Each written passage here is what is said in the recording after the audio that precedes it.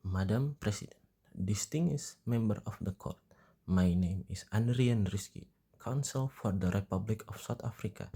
I stand before this court not merely as an advocate, but as a representative of a nation that has endured the profound moral and historical way of apartheid and racial domination. It is from this legacy and from our legal obligation under international law that South Africa bring this application against the State of Israel under the Convention of the Prevention and Punishment of the Crime of Genocide 1948.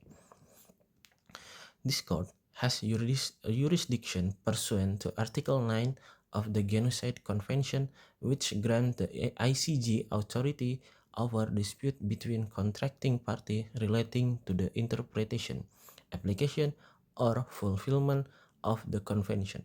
Both South Africa and Israel are state party, and no reservation has been made by Israel excluding the jurisdiction of this court of an Article 9 ground. Thus, jurisdiction is clear and uncontested within the framework of the United Nations treaty system.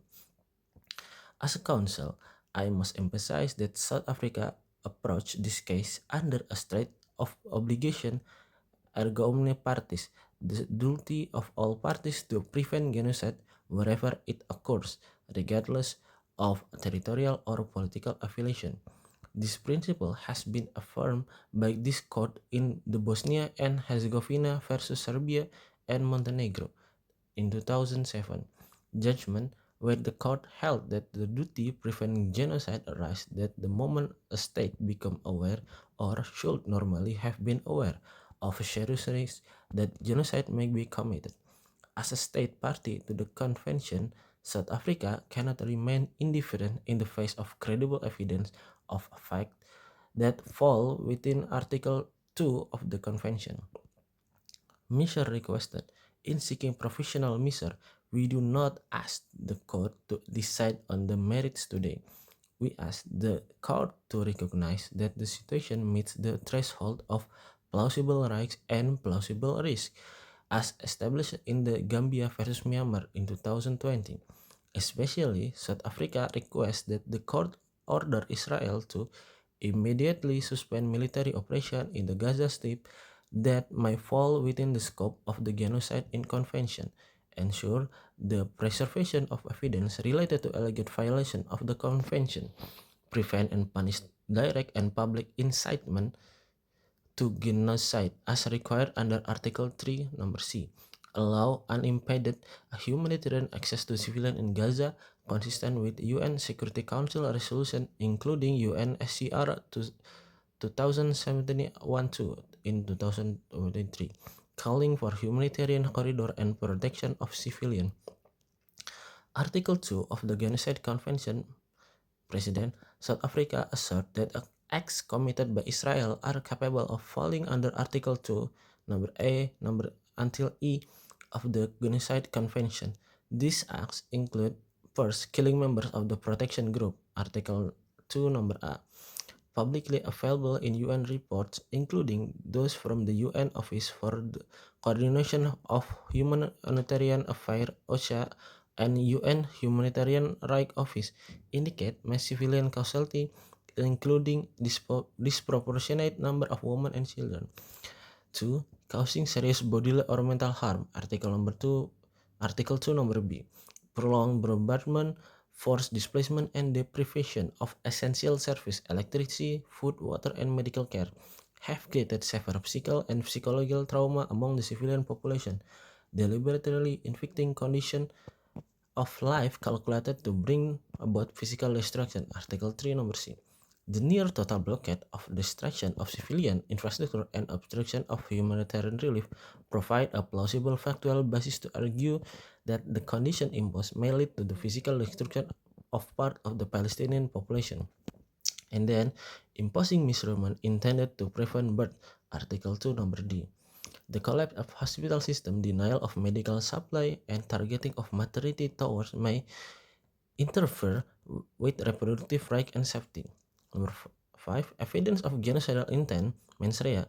To be clear, South Africa recognized that proving genocidal intent requires a high threshold. However, at the professional measures stage, the standard is plausibility, not conclusiveness.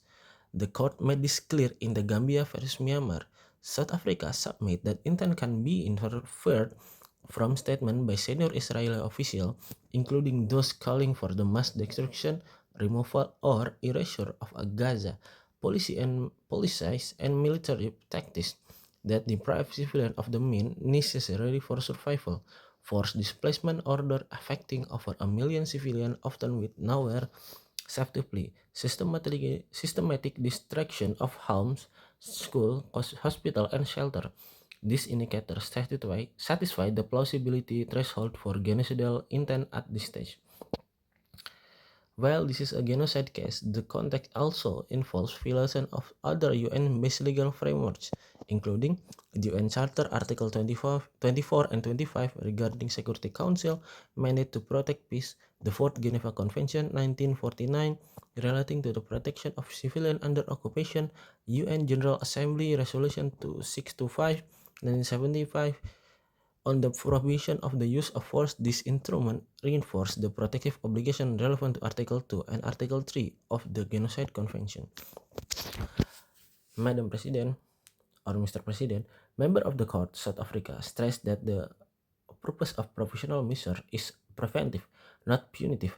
The court's duty, like ours, is to ensure that the rights under the Genocide Convention are not irreversibly damaged. As a counsel, I assert that waiting for conclusive proof of genocide will defeat the very purpose of the convention.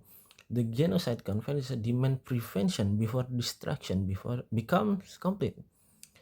Responsibility, I speak also as a South African conscious of our nation's own history of repression and oppression. We know what it means when the international community remains silent during mass suffering.